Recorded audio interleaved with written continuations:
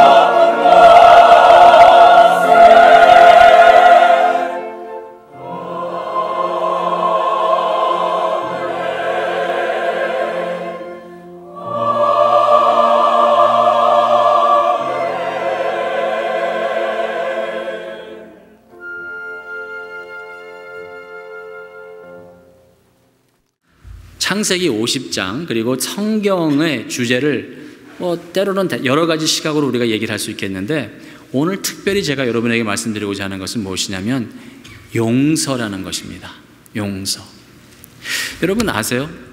창세기 50장에 1장과 2장은 창조에 대한 내용이 기록이 됩니다. 맞죠? 그리고 3장에서는 하나님의 형상으로 지으심을 받은 아담과 하와의 범죄함이 나오고, 그리고 4장에서는 그 범죄한 영혼들의 그 육적인 삶의 그 어그러진 모습이 인류 최초의 살인사건으로 나옵니다. 가인이 아벨을 죽이는 일이 나옵니다. 4장에.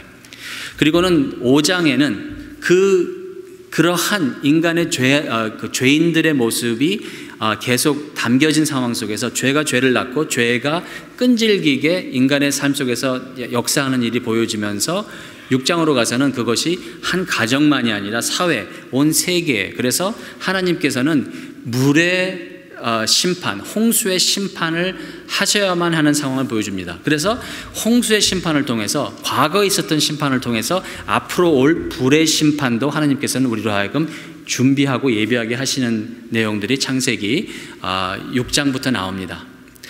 그러는 과정 속에서 노아라는 가정이 나오고, 노아 방주가 나오고, 노아 방주에서 네 쌍의 가족이 나오면서 그들을 통해서 인류가 다시 재형성되고, 그때까지 놀라운 것은 뭐냐면 노아 방주 안에서 몇 개 국어가 사용이 되었냐면 구음이 하나였더라. 그리고 노아 방주 후에 인류가 번창하고 그들이 이 돌 굽고 벽돌 굽고 하는 그런 테크놀로지가 생기면서 그들이 하는 일이 있는데 바벨탑이라는 것을 세우면서 하나님을 계속 대적하는 일을 할 때 하나님께서 그들의 언어를 흩으십니다. 그 사건 전까지는 한 언어, 구음이 하나였다라고 성경 기록을 합니다. 그리고 나서 흩어진 사람들이 이제 세상을 향해서 나가는 일들이 기록이 될 때, 그때 아브라함이라는 사람을 하나님께서 갈대아 우루, 지금으로 말하자면 이라크의 최남부에 있고 이란과 접경한 곳에서 아브라함이라는 사람을 하나님께서 부르시면서 아브라함의 가족 이야기가 시작이 되는데, 그게 어디서 시작되냐면 창세기 12장에서 시작이 됩니다. 여러분 생각해 보세요. 창세기 50장에서 창조에 대한 얘기는 2장에 대해서 기록을 하고, 인류의 가장 심각한 타락의 내용이 한 장에서 기록이 되고, 최초의 살인 등등, 하다못해 노아 홍수의 사건도 몇 장으로 다루질 않는데, 아브라함 가족 이야기는 12장에서 50장까지, 창세기에 무려 12장에서 50장까지 39장의 내용물이, 분량물이 한 가족에 대한 이야기입니다. 그리고 그 가족에 대한 이야기로서 나가면서 창세기 마지막 장 마지막 절에 무슨 얘기가 나오냐면 입관 예배가 나옵니다. 입관 예배. 요셉이 110세의 죽음에 그들이 그의 몸에 향재료를 넣고 애굽에서 입관하였다라로 끝납니다. 이게 왜 중요하냐면 창세기 처음에 1장과 2장에서 하나님께서 해와 달을 창조하시면서 무에서 유로 하나님의 말씀으로 모든 것을 창조하시는 창조주로서 나타나시면서 하나님이 계속하시는 말이 보기에 좋았더라, 보기에 좋았더라, 보기에 좋았더라 말씀하십니다.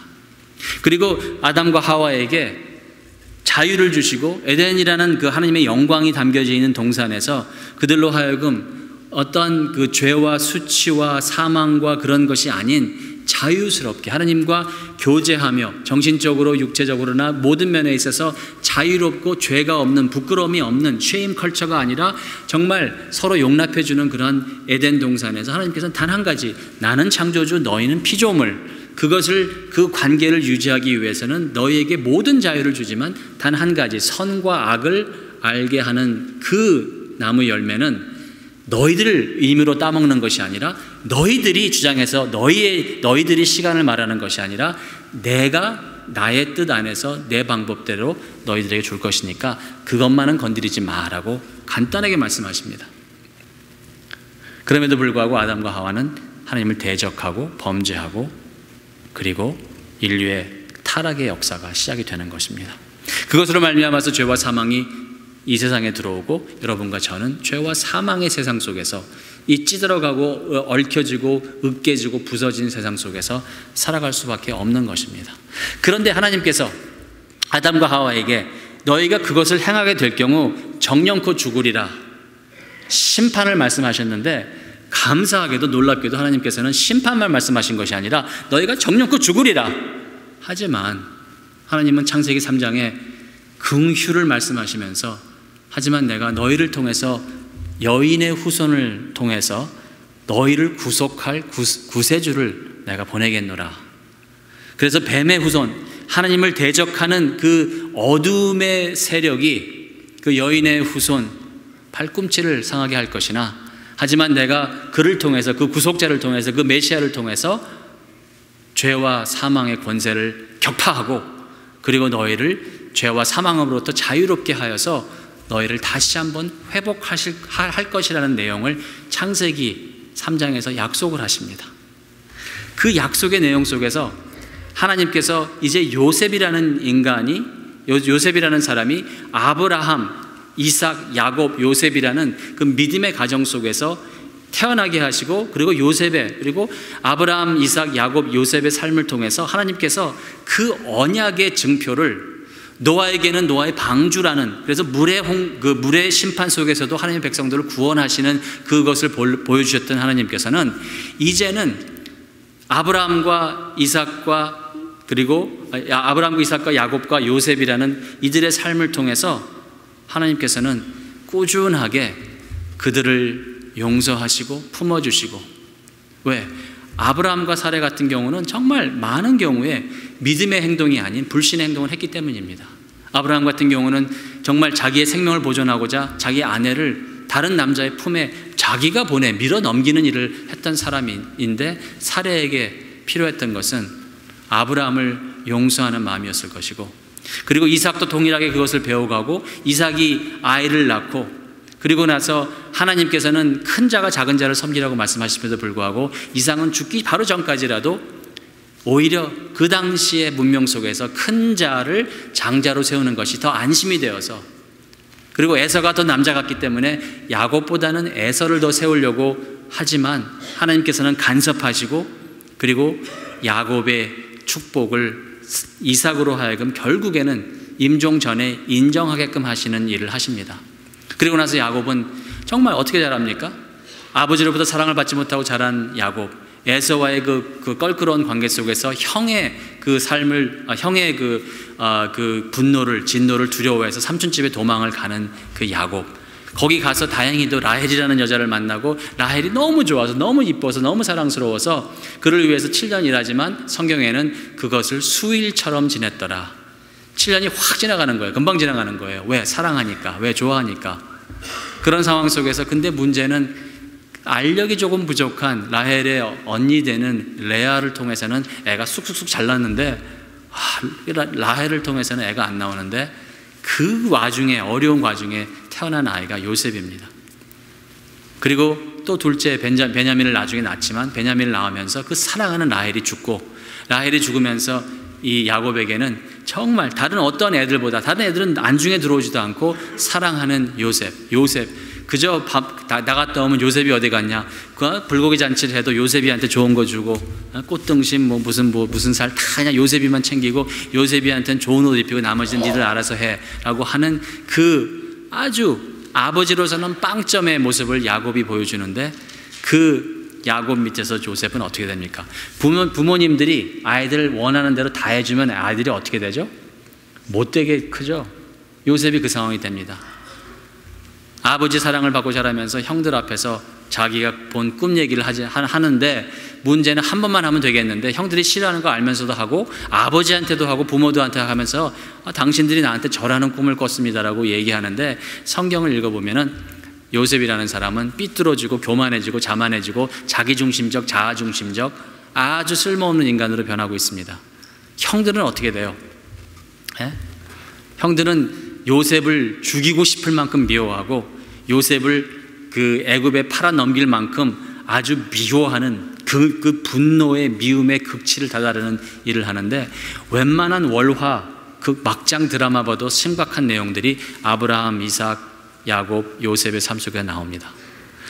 그리고 그 요셉이 창세기 마지막 절에 하나님께서 말씀하신 대로 너희들이 나와 맺은 언약, 내가 너희들을 창조하면서 맺은 그 에덴 동산의 언약을 어긴 상태 속에서 그것으로 말미암아서 육신은 입관하나, 하나님이 계속 창세기로부터 그리고 말라기까지, 그리고 마태복음에서부터 요한계시록까지 말씀을 통해서 어제나 오늘이나 앞으로도 계속 하나님 하시는 말씀은 무엇이냐면, 하나님께서는 공의의 하나님만이 아니라 사랑의 하나님으로서, 하나님께서는 의로운 법의 하나님만이 아니라 하나님께서는 긍휼과 자비의 하나님으로서, 하나님께서는 어떻게 요셉에게 보화를, 야곱에게 보화를, 이삭에게 보화를, 아브라함에게 부활이라는 그 생명을 주시는 우리 주 예수 그리스도에 대한 소망을 주시면서 어떻게 하시겠다?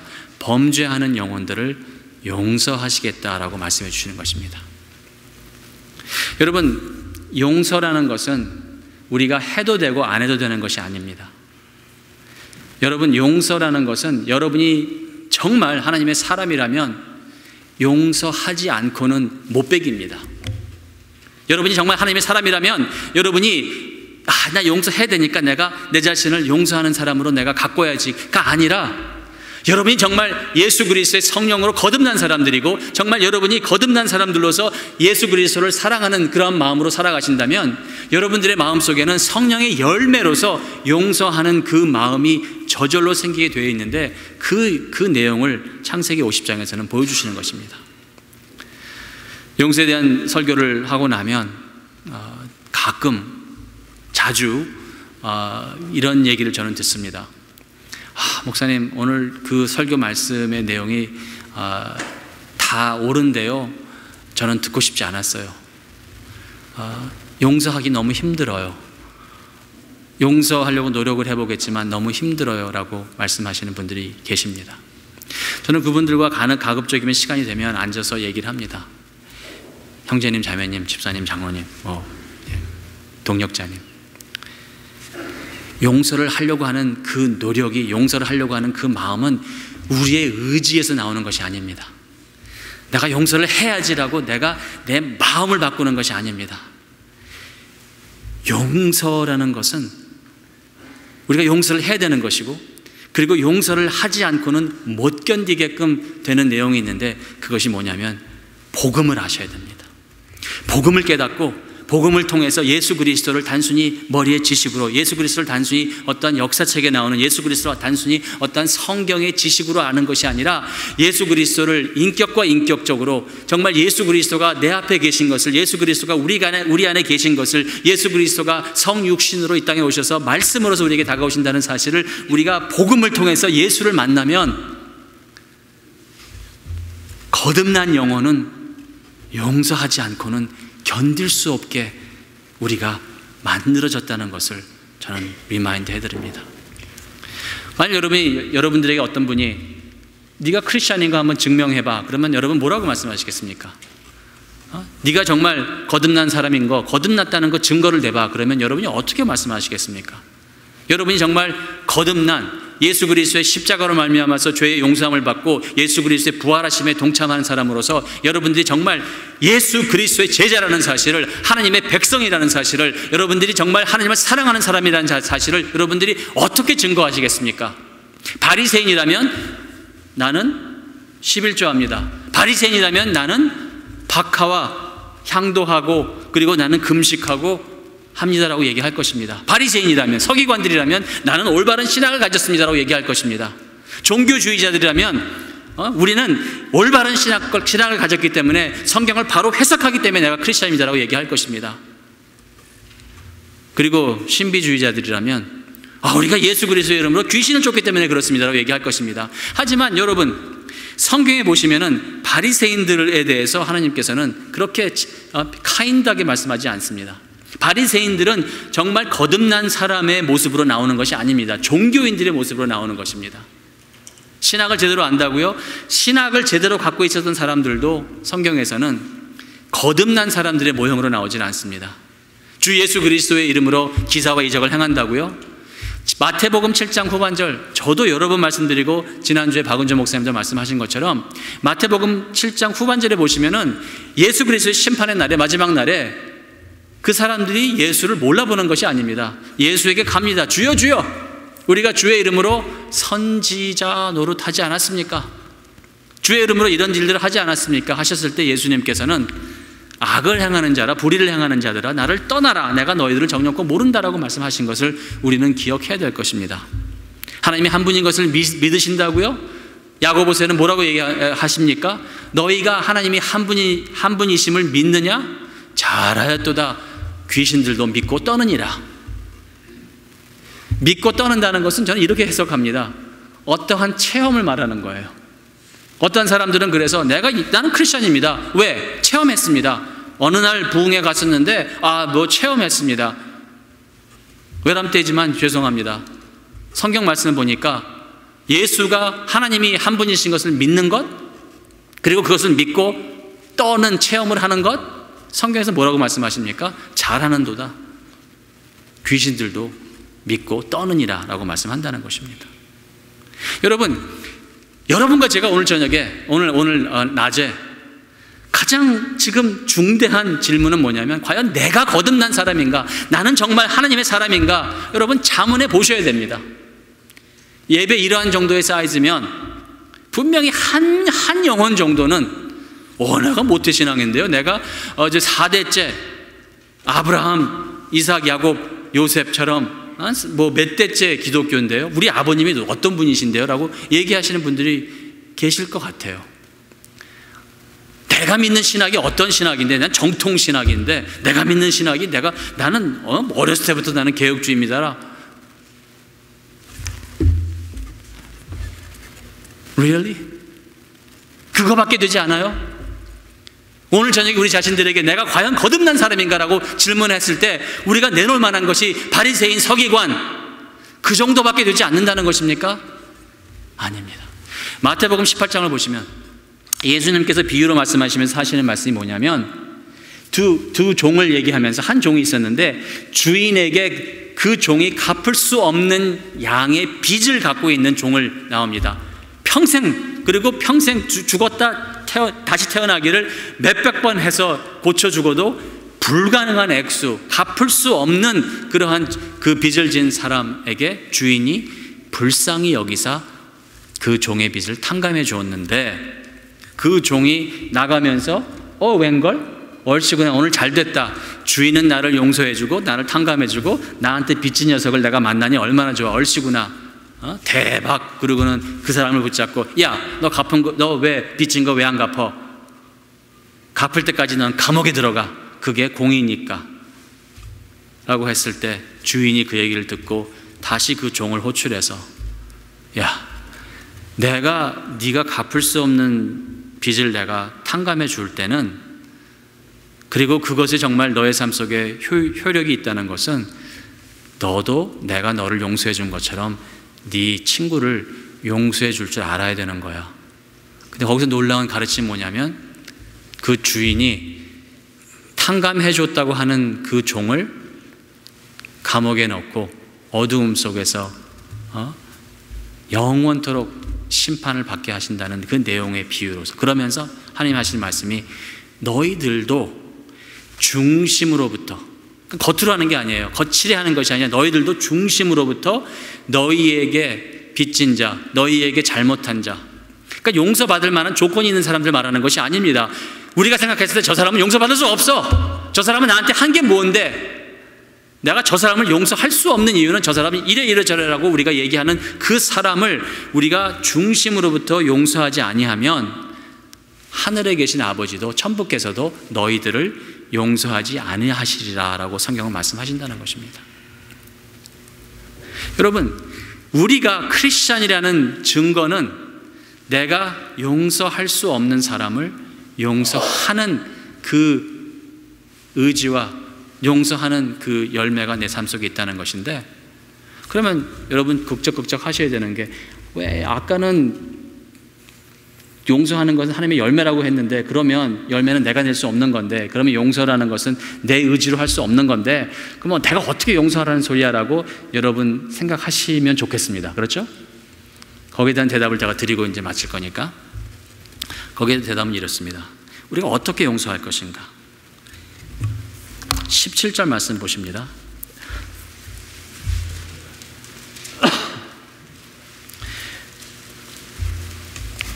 너희는 이같이 요셉에게 이르라. 내 형들이 내게 악을 행했을지라도 이제 바라건대 그 허물과 죄를 용서하라 하셨나니 당신의 아버지의 하나님의 종들의 죄를 이제 용서하소서 하매 요셉이 그 말을 들을 때 울었더라. 여러분, 우리가 용서를 할 때 우리는 어떻게 용서해야 되냐면 울면서 용서해야 됩니다. 자, 그럼 무조건 뭐 찔찔 짜면 됩니까? 그게 아니라 요셉이 여기서 왜 울었는지 우리가 파악을 해야 돼요. 자, 15절과 16절에 보시면 이렇습니다. 요셉의 형제들이 그 아비가 죽었음을 보고, 창세기 50장에 오면 여러분 기억하시겠지만, 이제 앞으로 이제 매일 성경 읽어가시면 이제 깨달으시겠지만, 요셉과 요셉의 형제들이 극적으로 이제 그 화해하는 장면이 나오고, 그리고 요셉이 죄송합니다. 요셉이 그 아버지와 형제들을 불러오도록 합니다. 그래서 애굽에서 이제 잘 사는 거예요. 애굽의 영화를 누리면서 요셉과 함께 잘 사는데, 요셉은 괜찮은데 형들의 마인드에는, 형들의 마음속에는 이놈의 요셉이 이제 아버지가 죽으면 우리한테 겠냐라는 그런 걱정이 있는 것 같아요. 15절에 보시니까 요셉의 형제들이 그 아비가 죽었음을 보고 말하되 요셉이 혹시 우리를 미워하여 우리가 그에게 행한 모든 악을 다 갚지나 아니할까 하고 두려운 거예요. 그래서 16절에 보시니까 요셉에게 말을 전하여 가로되 당신의 아버지가 돌아가시기 전에 명하여 이르시기를 이라고 나옵니다. 자, 16절에 모세는, 그리고 하나님께서는 굉장히 아주 젠틀하게 리마인드를 해주시는 건데, 요셉의 형제들은 아직도 지금 이 본인들과 요셉과의 관계가 회복되지 않은 것을 보여줍니다. 이게 뭐냐면 아버지가 돌아가시고 나서 요셉에게 찾아가서 그들이 직접 말하는 것이 아니라 말을 전하여 가로되라고 되어 있습니다. 요셉을 본인들이 찾아가지 않는 거예요. 마치 전날에 여러분들이 만약에 누구 욕을 잔뜩 하고 누구에 대한 얘기를 뒷담을 하고 했는데 다음날 아침에 툭 만나면 그 사람이랑 눈 못 맞추고 딴 데 보는 것처럼, 요셉의 형제들은 지금 요셉과 눈을 못 맞추고, 그래서 말을 전하여 가로되, 그리고 마치 요셉이 임종시에 없었던 것처럼 당신의 아버지가 돌아가시기 전에, 우리 아버지도 아닌 거예요, 당신의 아버지가 돌아가시기 전에 명하여 이르시기를 너희는 이같이 요셉에게 이르라. 아버지가 임종 돌아가시는데 요셉을 붙잡아 놓고 요셉아 내 말 좀 들어라, 너 나 죽은 다음에 네 형제들한테 좀 잘해주라 라고 하시는 것도 아니고, 얼마나 웃겨요 거짓말이. 요셉의 형제들을 불러서 야 내가 죽는데 내가 너희들한테 말을 부탁하는데 요셉한테 좀 전해주라. 요셉한테 전해주는데, 요셉한테 이르는데 네 형들이 네게 악을 행했을지라도 이제 바라건대 그 허물과 죄를 용서하라 하셨나니, 여기 하라와 하셨다가 왜 이렇게 많이 나온지 아시죠? 아이들이 시험 볼 때 답을 모르면 답이 길어집니다. 여기서 굉장히 간단한 거예요. 요셉아 미안하다. 우리가 그때 너를 정말 미워했어. 네가 정말 미워갖고 너를 죽이고 싶었고 그러면서 너를 종으로 팔았는데 미안하다.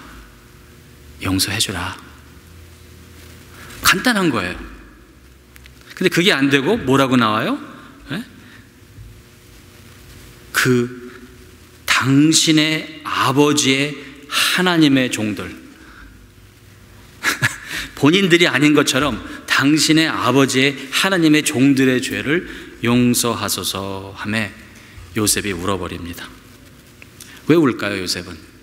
여러분, 제가 여러 번 말씀드리지만 요셉은 정말 어렸을 때 못된 것 같아요. 근데 창세기 50장까지 오면서 요셉이 성숙해지고 성화되고 거룩해진 모습이 보입니다. 성경학자들은 이렇게 얘기를 합니다. 야곱이 죽을 때 야곱은 편안하게 죽었을 것이다. 왜?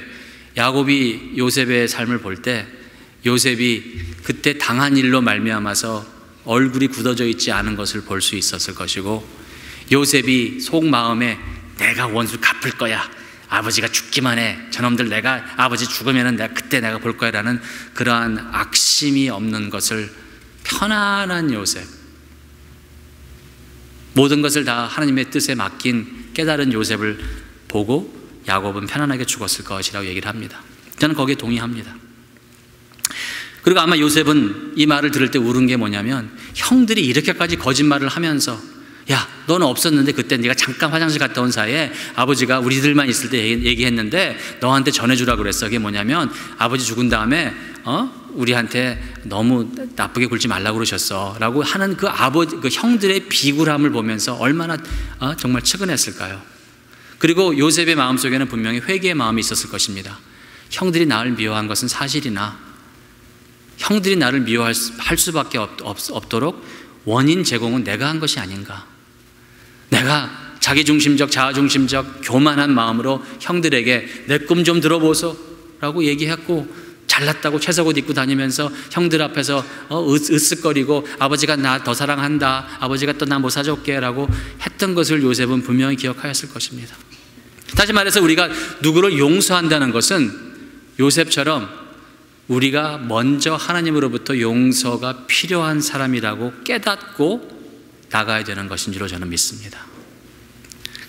그렇게 나갈 때 여러분, 사실 성경에서 가르쳐주는 용서의 놀라운 진리는 다른 어떠한 종교에서, 다른 어떠한 철학에서 가르쳐 줄 수 없는 성경에서 가르쳐 주시는 용서의 진리는 무엇이냐면, 용서를 참으로 하는 사람들은 본인들이 용서를 할 자격이 없다라고 고백하는 사람들입니다. 여러분, 울고 난 요셉이 18절에 보니까 그 형들이 찾아오는 것을 맞이합니다. 18절에 보니까 형들이 친히 와서라고 되어 있는 걸 보니까 또 친히 와서 똑같은 얘기를 또 한다는 얘기가 되는 건데, 17절과 18절 사이에 뭐가 있었냐면, 보나마나 형들이 사람을 보내서 야, 요셉에게 가서 아버지가 죽을 때 우리한테 잘해주라고, 우리한테 나쁘게 굴지 말라고 얘기했다고 얘기를 해봐. 그리고 그 사람이 갔다 왔습니다. 형들이 물어봅니다. 요셉이 어떻게 반응하던가? 네, 울던데요? 뭐? 노발대발 안 하고? 우리 불러다가 우리 감옥에 넣으란 소리 안 하고? 네, 그냥 울던데요?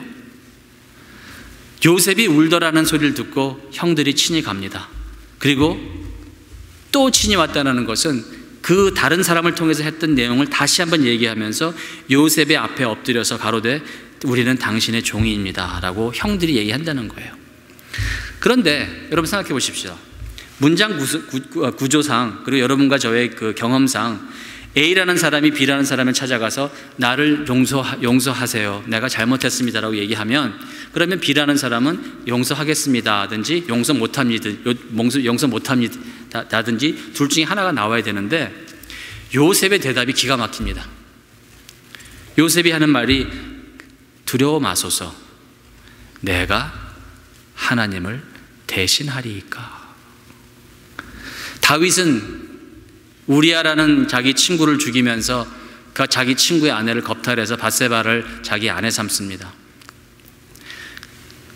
그런데 다윗이 하나님 앞에서 회개하면서 하는 얘기가 오 주여, 내가 오직 주께만 범죄하였나이다 라는 소리를 합니다. 거기에 대한 어떤 사람들은 오해가 있습니다. 다윗이 미쳤지, 어떻게 주께만 범죄하였는가? 우리아에게도 범죄하였고 밧세바에게도 범죄하였고 자기 아내들에게도 자기 식구들에게도 범죄하였는데 어찌하여서 다윗은 회개하면서 주여 내가 주께만 범죄하였나이다라는 소리를 할 수 있는가? 다윗이 거기서 얘기하는 것은 다른 사람들한테는 범죄하지 않았다는 것이 아니라 사람들한테 하는 모든 죄가 결국에는 하나님에게 하는 죄라는 것을 다윗은 고백한다는 것입니다. 다시 말해서 그것을 거꾸로 얘기하자면, 모든 용서는, 즉 내가 누구를 용서한다는 것은 내가 할 수 있는 것이 아니라 궁극적으로 그 사람이 나에게 잘못한 것은 그 사람이 하나님께 잘못하신 것이므로 궁극적으로 하나님의 용서하심이 그에게 임하지 않으면 내가 너 용서한다고 해서 아무런 소용이 없다는 것을 우리는 여기서 깨달아야 되는 것입니다. 다시 말씀드려서 여러분, 인간이 누구를 미워한다는 것은 교만입니다. 우리가 저 사람은 저렇게 잘못됐어요 라고 얘기할 때는 우리는 그 사람보다 윤리 도덕적으로 위에 앉아있는 사람으로서 얘기하는 것입니다. 윤리 도덕을 판단하는 사람으로서 저 사람은 못됐다라고, 저 사람은 틀렸다라고, 저 사람은 이래서 용서받으면 안 된다라고 우리가 얘기할 때는 그 사람보다 우리는 윤리 도덕적으로 높은 자리에서 내려보고 깔보는 일을 하는 건데, 요셉은 여기서 그 짓을 하지 않습니다. 요셉은 여기서 분명히 형제들을 용서했는데 참으로 용서한 사람들의 마음은 뭐냐면, 내가 당신을 용서할 자격이 없습니다라고 고백한다는 것입니다. 여러분 이해가 되세요? 내가 누구를 용서한다는 것은, 그래 네가 요셉 같은 경우에 맞아, 내가 형들 때문에 내가 얼마나 힘들었는지 알아? 그 구덩이에서 내가 죽지 않으려고 내가 형들한테 외쳤지만 안 구해줬지. 형들 날 노예로 팔아갖고는 내가 애굽에 갔는데 거기서 내가 정말 좀 살아보려고 했는데 내가 그 주인 아줌마 때문에 내가 강간죄로 내가 감옥에 들어가고 거기서 죽게 돼 있는 상황 속에서 내가 얼마나 힘들었는지 알아? 시편에 보시면 요셉이 그 감옥 속에서 쇠고랑을 차고 그 발목이 상하였으며라고 기록될 정도로 요셉이 감옥에 있었던 거 여러분 쉬운 거 아니에요. 그런 요셉이 형들이 와서 야 요셉아 미안하다. 정말 우리가 너한테 네가 아무리 미워도 우리가 너를 애굽에 그렇게 팔아 넘기는 것은 사람으로서 못할 짓이고 형들로서 못할 짓이었는데 요셉아 미안하다 그럴 때 요셉이 괜찮아 형 그래도 뭐 나 잘 됐으니까 괜찮아 형 덕분에 라고 얘기를 하지 않습니다. 내가 어찌 하나님을 대신합니까? 요셉이 형들을 용서했다는 그 증거가 뭐냐면 본인은 형들을 용서할 자격이 없다라고 얘기를 한다는 겁니다. 참된 용서, A라는 사람과 B라는 사람의 관계 속에서 참된 용서는 이렇습니다. B라는 사람이 내가 미안하다, 내가 너를 허트했구나. 그럼 A라는 사람은 요셉 같은 경우는 아닙니다. 형님들이 나를 미워할 만도 했습니다. 그렇게 하면서 참된 용서와 참된 화합은 둘이 다 같이 용서의 근원이신 하나님을 같이 바라보는 것입니다. A가 B를 용서하고 B가 A를 용서하는 것이 아니라 A, B 다 같이 용서의 근원이신 하나님을 바라보는 것이 참된 용서입니다.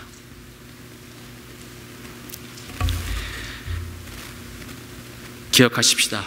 우리는 누구를 미워할 자격이 없는 사람들입니다. 심판은 하나님이 하십니다. 신명기 32장 35절, 로마서 12장 19절에 하시는 말씀이 심판은 내가 한다. 근데 놀랍게도 성경 말씀을 통해서 우리가 깨닫는 것은 이렇습니다. 요셉도 요셉의 형들도 그리고 여러분과 저도 주 앞에서 용서받을 수 없는 하나님을 대적하고 하나님의 긍휼하심을 정말 버리고 하나님의 은총을 우리가 다 내어버리는 그러한 행동을 하고 마치 내가 상처받았으니까 그 상처받았으니까 남들한테 상처받은 만큼 해준다고 하면서 사실은 뭐 대우받고 뭐 말로 준다고 상처받았으니까 마치 상처받은 것이 내가 남들한테 못되게 굴어도 괜찮은 것처럼 우리는 기득권인 양 의기양양하면서 상처받은 것이 마치 다른 사람들에게 상처를 줄 수 있는 어떠한 허락을 받은 것처럼 우리는 살아가지 않습니까? 정말 거듭난 사람이라면 피해자의 의식의 망상 속에서 살아가지 않습니다. 정말 거듭난 사람이라면 마지막으로 요셉이 하는 것처럼 요셉은 무엇을 합니까? 본인이 하나님으로부터 용서받아야 될 죄인임을 깨달으며 눈물을 흘리며 측은하게 여기며 긍휼히 여기며 본인의 죄도 깨달으면서 당신이 자신이 하나님으로부터 용서받은 죄인임을 고백을 하면서 그리고 내가 어찌 하나님을 대신하겠습니까? 나는 형들을 용서할 자격도 없는 사람입니다 라고 용서를 하면서 그리고 하는 얘기가 뭐냐면 형들은 나를 해하려고